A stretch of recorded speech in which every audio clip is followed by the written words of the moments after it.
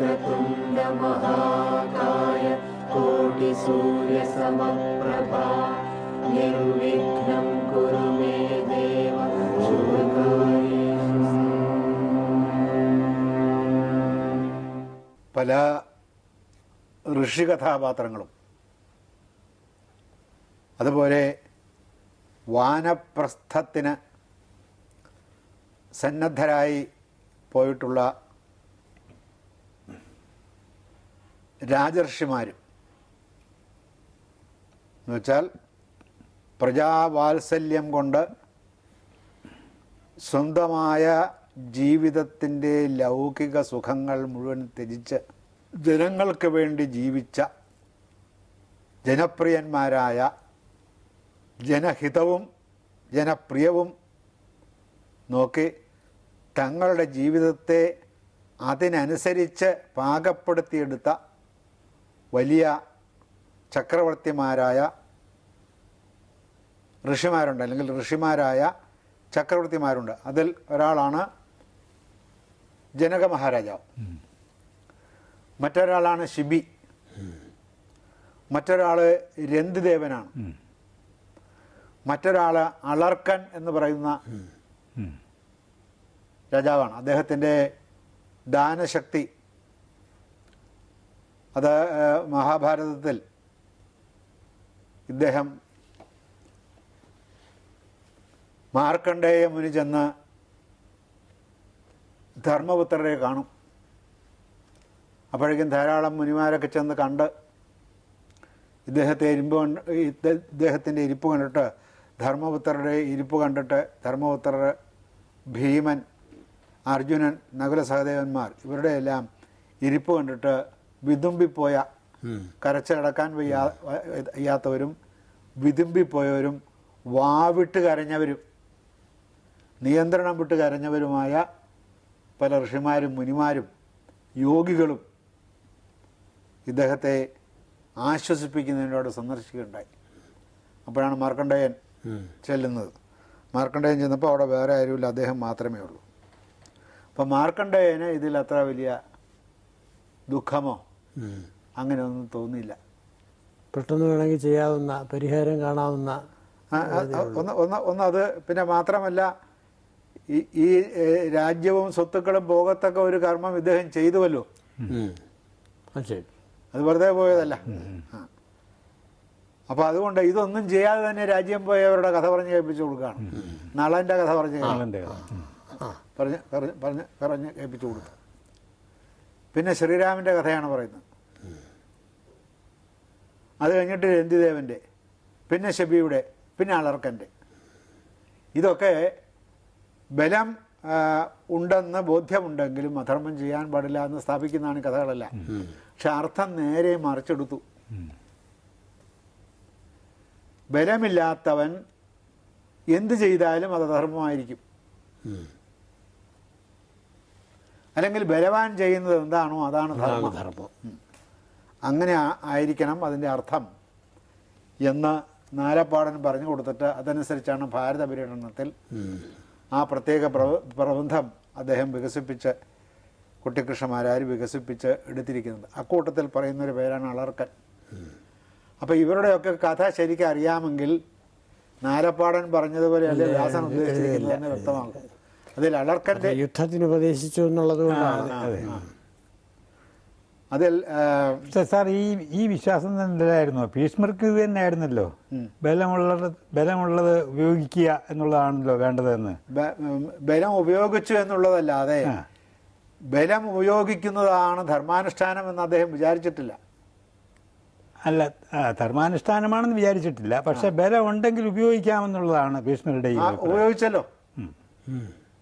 അല്ല, ഉപയോഗിച്ചില്ല എന്നുള്ളതാണ് ഭീഷ്മരുടെ കംപ്ലൈൻറ്റ്. കാരണം ഈ പിന്നെ ധർമ്മപുത്രർക്ക് അപ്പോഴെന്തെങ്കിലുമൊക്കെ ചെയ്യാമായിരുന്നു. എപ്പോൾ? ആ സമയത്ത് ആ സമയത്ത് ചെയ്യാനൊക്കെ ഇല്ല. അദ്ദേഹം അല്ല എന്നുള്ള അഭിപ്രായത്തിലാണ് മാരാരി ഇത് പറഞ്ഞത്.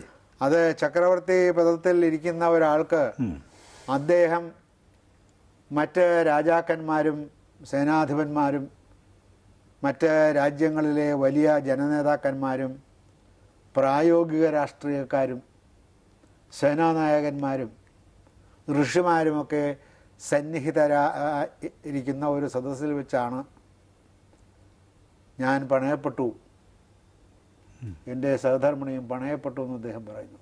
പണയം വെച്ചു, അങ്ങനെ പണയപ്പെടുകയും ചെയ്തു. പണയപ്പെട്ട സ്ത്രീയെ കൊണ്ട് വീട്ടിൽ ജോലികൾ ചെയ്യിക്കാം.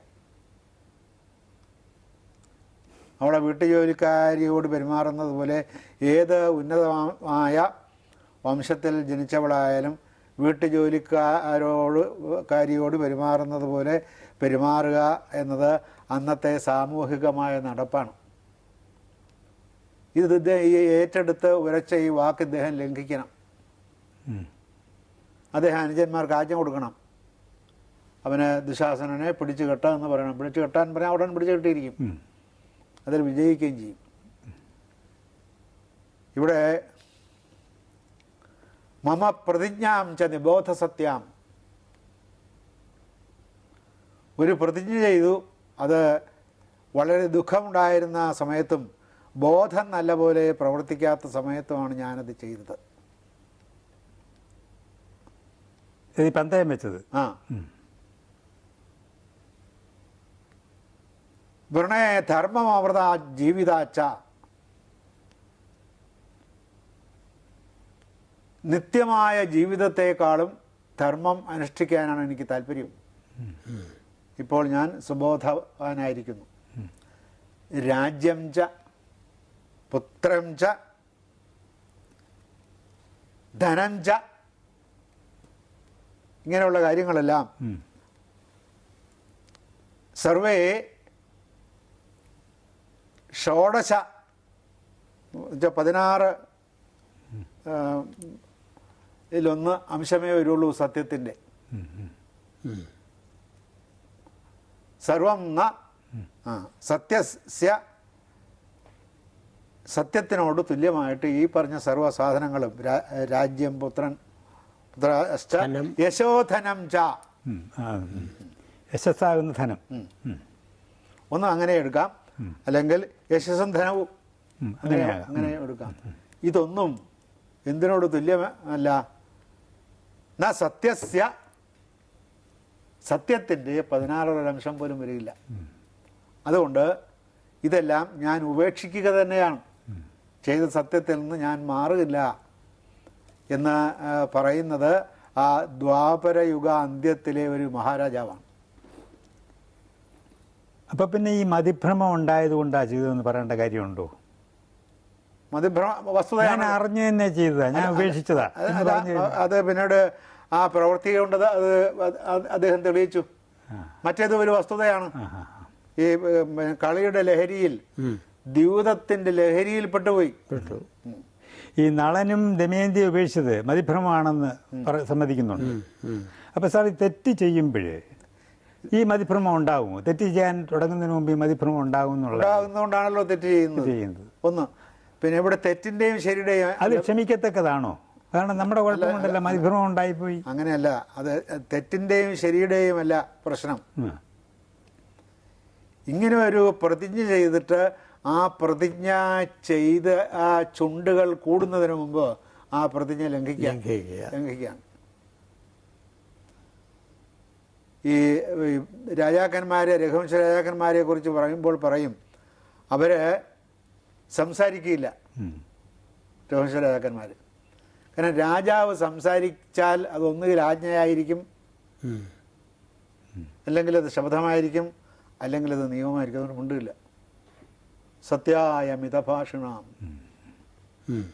അല്പം മാത്രമേ സംസാരിക്കുകയുള്ളൂ. എന്താണോ അവിടെ പറയാനുള്ളത് അത് മാത്രം പറഞ്ഞു കഴിഞ്ഞാൽ പിന്നെ വാ പൊളിക്കുകയില്ല, മിണ്ടാതിരിക്കുകയുള്ളൂ. ഒരു കാരണവശാലും സംസാരിക്കില്ല. അതറിഞ്ഞുകൂടാത്ത ആളുകളാണ് തൊള്ള പൊളിക്കുന്നത് രാജാക്കന്മാർ. അതുകൊണ്ട് പ്രജകൾക്കും അവരെ ഭയമുണ്ടായിരുന്നു. അവരുടെ അടുത്ത് ചെല്ലാൻ പേടിയാണ് നുണ പറയുന്ന ആളുകൾക്ക്. അല്ലാത്തവർക്കും ചെല്ലാൻ പേടിയാണ്. പക്ഷെ ചെല്ലാതെ നിവൃത്തിയുമില്ല. രാജാവിനെ കണ്ട് കാര്യങ്ങൾ പറയേണ്ടത് പറയാതെ ഒക്കില്ലല്ലോ, അതിന് ചെന്ന് പറയും.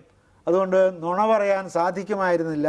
ഇവരുടെ ഈ സ്വഭാവത്തിൻ്റെ സവിശേഷമായ, തരണം ചെയ്യാൻ വയ്യാത്ത ദുസ്തരമായ ഗാംഭീര്യത്തിൻ്റെ അഗാധത കൊണ്ട് അത് സാധാരണക്കാർക്ക് ചെന്ന് സമീപിച്ച് അത് തരണം ചെയ്യാൻ സാധിക്കുമായിരുന്നില്ലാത്ത വിധത്തിൽ ആഴമുള്ളതായിരുന്നു അവരുടെ സ്വഭാവം.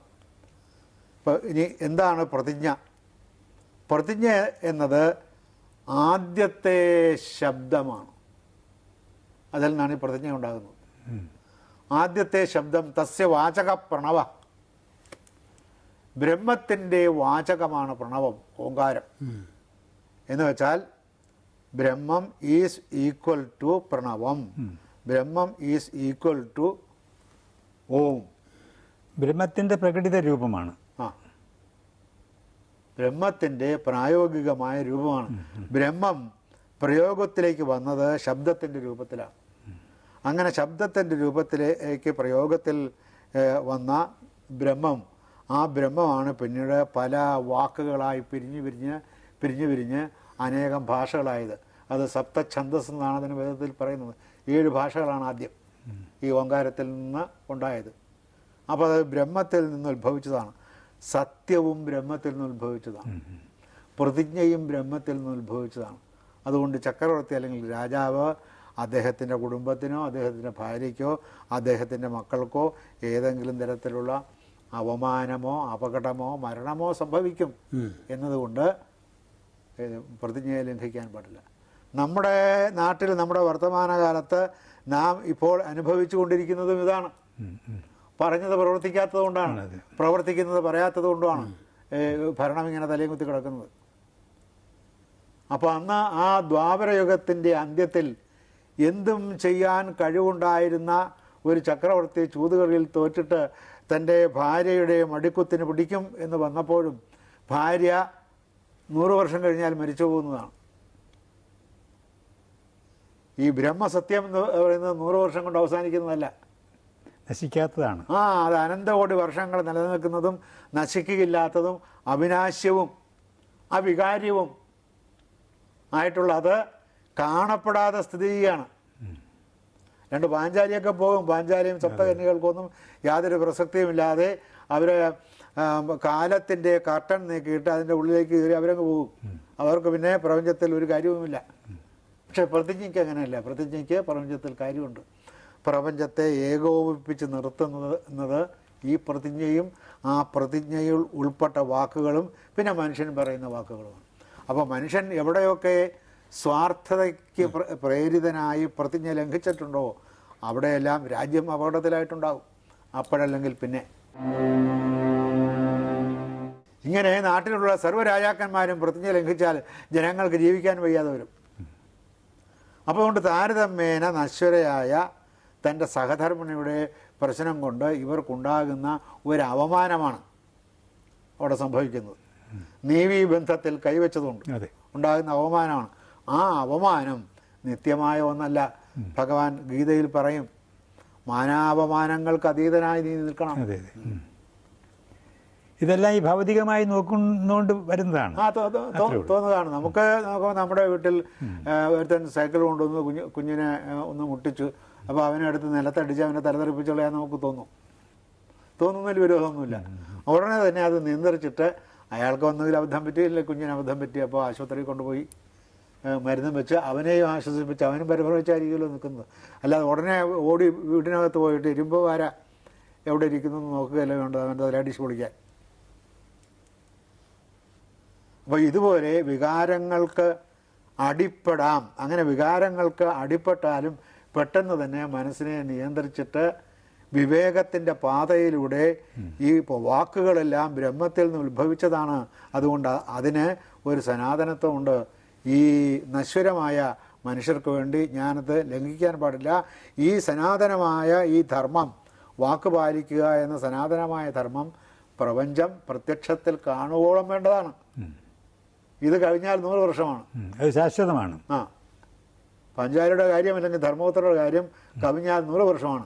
അപ്പോൾ രാജാവ് പ്രതിജ്ഞ ലംഘിച്ച്, അതിനർത്ഥമുണ്ടായാലും ശരി അർത്ഥമില്ലെങ്കിൽ ശരി, രാജാവ് പ്രതിജ്ഞ ലംഘിച്ച് ജനങ്ങൾക്ക് കാണിച്ചു കൊടുക്കാൻ പാടില്ല. അതുകൊണ്ടാണ് അത് ചെയ്യാഞ്ഞത്. നമ്മുടെ ഭൗതിക ജീവിതത്തിൽ അതിന് ഒരു ഉദാഹരണം പറയാവുന്നത് മഹാത്മാഗാന്ധി കസ്തൂർബായുടെ കർണത്തടിച്ചതാണ്. ആഭരണം, മാല. മാല. അടിച്ചതായിട്ട് പറയുന്നു. അടിച്ചടിച്ചു അവര് പിന്നെ അതിന്റെ കാര്യം മിണ്ടിയില്ല എന്നുള്ളത് അത്രേ ഉള്ളൂ. അടി നല്ലപോലെ കൊടുത്തു തരണേ. ഇനി ഇത് അതിൻ്റെ കയ്യിൽ നിന്ന് രണ്ടാമതൊരെണ്ണം കൊണ്ട് മേടിക്കണ്ട. ഇത് പിന്നെ നീളം കൂടുതലുള്ള കൈയാണല്ലോ, അപ്പോൾ അടിച്ച് നല്ല ഇതുണ്ടാകും. ഭുജാമസലങ്ങൾ എന്നീ മട്ടോടവൻ വിലസി എന്ന കുംഭാണ്ഡനെ സംഭാവന കിട്ടിയതിൽ നിന്ന് ഒരു മാല എടുത്ത് അല്ല, പിടിച്ച് വെളിയിലാക്കി എന്നുള്ളതാണ് ഞാൻ പിടിച്ച് വെളിയിലും ആക്കി അടിയും കൊടുത്തു. അടിച്ചാണ് വെളിയിലാക്കിയത്. ഇത് അടി കൊടുത്ത് നിർബന്ധം കൂടിയപ്പോൾ സൗത്ത് ആഫ്രിക്കയിൽ നിന്ന് അദ്ദേഹം ഇങ്ങോട്ട് പോരുന്നു. അങ്ങനെ പോരുന്ന അന്ന് അദ്ദേഹത്തിന് യാത്രയയപ്പ് കൊടുത്തതാണ്.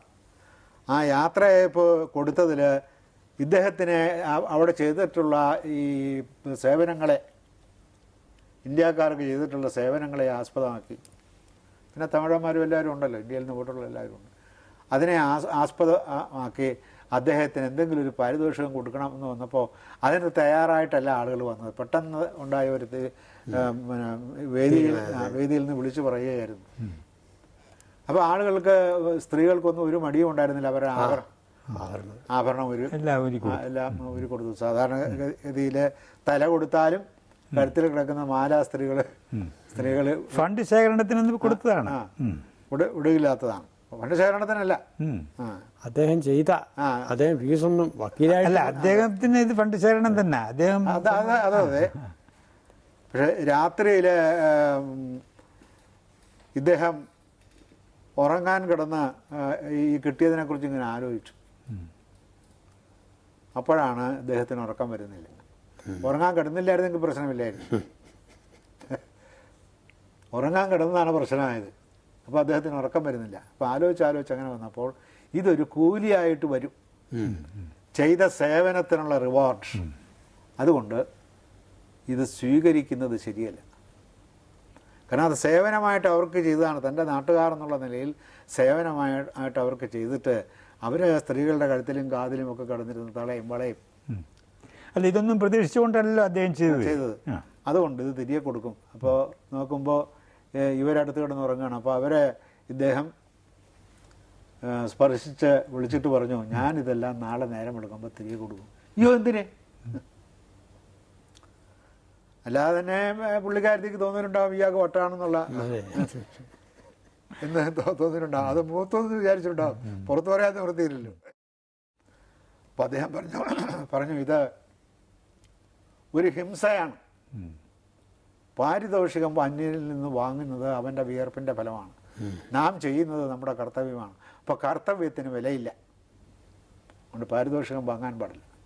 അതുകൊണ്ട് ഞാൻ നാളെ രാവിലെ ഇത് തിരികെ കൊടുക്കും. അപ്പോഴാണ് പറഞ്ഞത് അതിനകത്ത് ഇങ്ങനെ ഒരു മാല, ഇന്ന തരത്തിൽ ഒരു മലയുണ്ട്, ആ മല ഞാൻ എടുക്കും എന്ന് പറഞ്ഞു. എടുക്കാനൊക്കെ ഇല്ല എന്ന് പറഞ്ഞു. അതിനെക്കുറിച്ചാണ് വാക്കുതർക്കം ഉണ്ടായി, പെട്ടെന്നുള്ള ക്ഷോഭത്തിൽ അടിക്കുന്നതാണ്. അപ്പം അതിൻ്റെ അർത്ഥം ഗാന്ധിജി സ്ത്രീ പീഡകനാണെന്നല്ല, സ്ത്രീയുടെ സ്വാതന്ത്ര്യത്തെ വകവെച്ചു കൊടുക്കാത്തവനാണെന്നല്ല, ഭാര്യയോട് സ്നേഹമില്ലാത്തവനാണെന്നല്ല, അതിനേക്കാൾ വലിയ ഒരു ആദർശത്താൽ പ്രേരിതനാവുകയും ഈ മഹതിയെ അത് സമ്മതിക്കാതെ വരികയും ചെയ്തപ്പോൾ താൻ ചെയ്ത കർത്തവ്യത്തിന്, തൻ്റെ ധർമാനുഷ്ഠാനത്തിന് കൂലി വാങ്ങിക്കുന്നവൻ്റെ പതനത്തിലേക്ക് താൻ ഇടിഞ്ഞു വീഴും. അങ്ങനെ വീഴാതിരിക്കാൻ, തൻ്റെ ആത്മാവിനെ സംരക്ഷിക്കാൻ വേണ്ടി അദ്ദേഹം ചെയ്തതാണ്. അതുപോലെയുള്ള ഒരു ആത്മസംരക്ഷണമാണ്. അതാണ് എക്സ്പെരിമെൻ്റ് വിത്ത് ട്രുത്ത്. അതൊരു സത്യാന്വേഷണ പരീക്ഷണമാണ്. ഈ സത്യം, ഇവർ ചെയ്ത സത്യത്തിൽ ഇവർക്ക് ഉറച്ചു നിൽക്കാൻ സാധിക്കുമോ? ഗാന്ധിജി ഈ പ്രവൃത്തിയെ ന്യായീകരിച്ചിട്ടുണ്ട്. അപ്പം അദ്ദേഹം പറഞ്ഞു, ഞാൻ മഹാഭാരതം വായിച്ചിട്ടില്ല.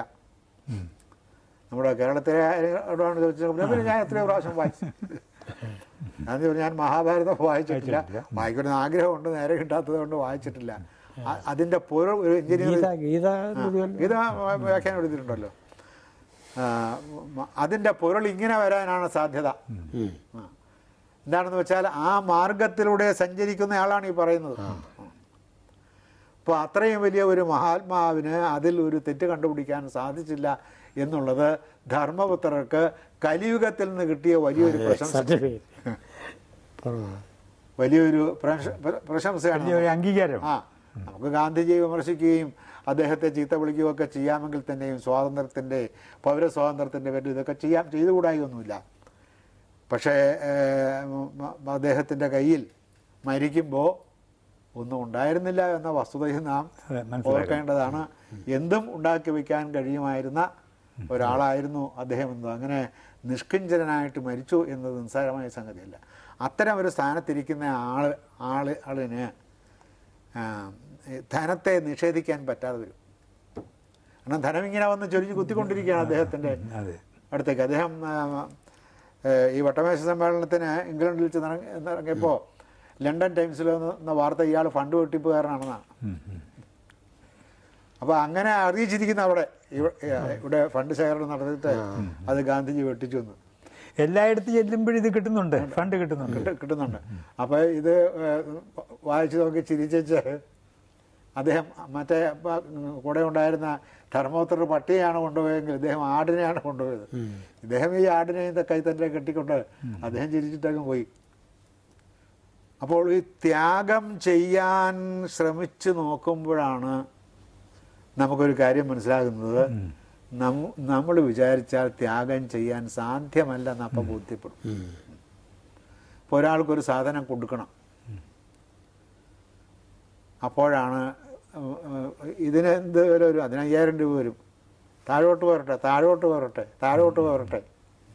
ഒന്ന് കൊടുക്കാതിരുന്നാൽ മതി. താഴോട്ട് ഇത് എന്ത് വരും? ഇത് 3000. താഴോട്ട് ഇതിന് എന്ത് വരും? ഇതിന് 250 വരുള്ളൂ. പക്ഷേ ഇത് വീട്ടിലെത്തില്ല. അതെന്താ? അതിന് മുമ്പ് തന്നെ ഇത് തേഞ്ഞ് തീർന്നു പോകും. അത് മതി. കവറിനകത്താണല്ലോ വയ്ക്കുന്നത്, കവറുണ്ടാകുമല്ലോ. അപ്പോൾ ആ സാധനം കൊണ്ട് കൊടുത്ത് സംതൃപ്തിയായി, കിട്ടിയവനും കൊടുത്തവനും സംതൃപ്തിയായി. അപ്പോൾ ഇങ്ങനെ ഒരു സംഗതി ഒരാൾക്ക് കൊടുക്കേണ്ടി വരുമ്പോഴാണ് ഈ വയലോപ്പള്ളി അവിടെ ചെല്ലുന്നവർക്ക് ഭക്ഷണം കൊടുക്കുമ്പോൾ ആദ്യം ചെന്ന അതിഥിക്ക് കൊടുക്കും. മറ്റേ ഇദ്ദേഹം ബഷീറോ അല്ലെങ്കിൽ തകഴിയോ ഒക്കെ ചെന്നാലേ എന്നാ പിന്നെ കൊണ്ടോളൂ, ആ സമയം നോക്കിയാലേ കയറി വരുള്ളൂ, അതും പറയും. മറ്റൊന്നും ഉണ്ടായിട്ടില്ല, ഇതൊക്കെ ഞാൻ തന്നെ വെച്ചുണ്ടാക്കണ്ടേ, അതുകൊണ്ടാണ്. അപ്പോൾ അങ്ങനെ ഊണൊക്കെ കഴിഞ്ഞിട്ടാണ് ഇദ്ദേഹം ഉണ്ണുന്നത്. അപ്പോൾ ഒരിക്കൽ തകഴി പറഞ്ഞു, അല്ലേ എനിക്ക് തന്ന കൂട്ടാനല്ലേ നിങ്ങൾ ഉപയോഗിക്കുന്നത്? അതെ, എന്നിട്ട് അതിനേക്കാൾ രുചിയുള്ളതുപോലെയാണല്ലോ മണം വരുന്നത് എന്ന് തകഴി പറഞ്ഞ്. അതെ, നിങ്ങൾക്ക് തന്ന കൂട്ടാത്തിനകത്ത് ഒരു ഇത്തിരി ഉപ്പും കഞ്ഞിവെള്ളവും കൂടി ചേർത്ത് മിക്സ് ചെയ്താണ് നിങ്ങൾക്ക് തന്നത്. അതെന്താ? അത് എനിക്ക് കൊതി കിട്ടുപോയി. ഡൈല്യൂട്ട് ചെയ്താണ്, അല്ലെങ്കിൽ കണ്ണ് കെട്ടും. അപ്പം അതുകൊണ്ട് അങ്ങനെ ചെയ്താണ് നിങ്ങൾക്ക് തന്നത്. അപ്പം ഇങ്ങനെ ഇത് പരമാവധി ഇതിൻ്റെ കാഠിന്യം അല്ലെങ്കിൽ അതിൻ്റെ മഹത്വം കുറച്ച് താഴേക്ക് കൊണ്ടുവരും. അപ്പോഴാണ് നമുക്കത് ബോധ്യമാകുന്നത്. ത്യാഗം ചെയ്യുക എന്നത് അത്ര എളുപ്പമുള്ള സംഗതിയല്ല. വിശേഷിച്ചും പണം കൊണ്ടുവന്ന് തരാൻ ആളുകൾ ചാക്ക് പടി പണവുമായിട്ട് ആളുകൾ ഒന്ന് കാത്തു നിൽക്കുമ്പോൾ ആദ്യമൊക്കെ ഒന്ന് നിരസിച്ച് എന്നാലും ഇതിവിടെ ഇരിക്കട്ടെ, അങ്ങേക്ക് വേണ്ടെങ്കിൽ ഞാൻ പിന്നീട് കൊണ്ടുപോയിക്കോളാം, ഇപ്പം ഇവിടെ ഇരിക്കട്ടെ എന്ന് പറയും. അപ്പോൾ പിന്നെ ആളുകളുണ്ടാകും, അളിയൻ പുളിയൻ, ഭാര്യയുടെ കസിൻ, ഇങ്ങനെ ഒക്കെ ഉള്ള ദുർഭൂതങ്ങളെല്ലാം അടുത്ത് ഇട്ട് പറയാം, അളിയന് വേണ്ടെങ്കിൽ വേണ്ട, നമ്മൾ ചെന്ന് മേടിച്ചതല്ലല്ലോ, ഒരുപാട് ന്യായങ്ങളും പറയുന്നത്, ചെന്ന് വാങ്ങിച്ചതല്ലല്ലോ, അവർ കൊണ്ടുവന്ന് തന്നതല്ലേ, ദൈവം കൊണ്ടുതന്ന, ദൈവാധീനം കൊണ്ട് കിട്ടിയതാണ്. പിന്നെ മഹാലക്ഷ്മിയാണ് ചാക്കിനകത്ത് ഇരിക്കുന്നത്. സാധാരണ പൂച്ചയാണ് ചാക്കിനകത്ത് കെട്ടി കൊണ്ടുവരുന്നത്. മഹാലക്ഷ്മിയെ ചാക്കിനകത്ത് കെട്ടിക്കൊണ്ടുവന്നിരിക്കുകയാണ്. അപ്പോൾ മഹാലക്ഷ്മിയെ പുറംകാല് കൊണ്ട് തൊഴിക്കരുത്. അപ്പോൾ പിന്നെ രക്ഷയില്ല, ആ മഹാലക്ഷ്മിയെ തൊഴിക്കാൻ പാടില്ലല്ലോ. അങ്ങനെ പോകും അത് പല സ്ഥലങ്ങളിലേക്കും.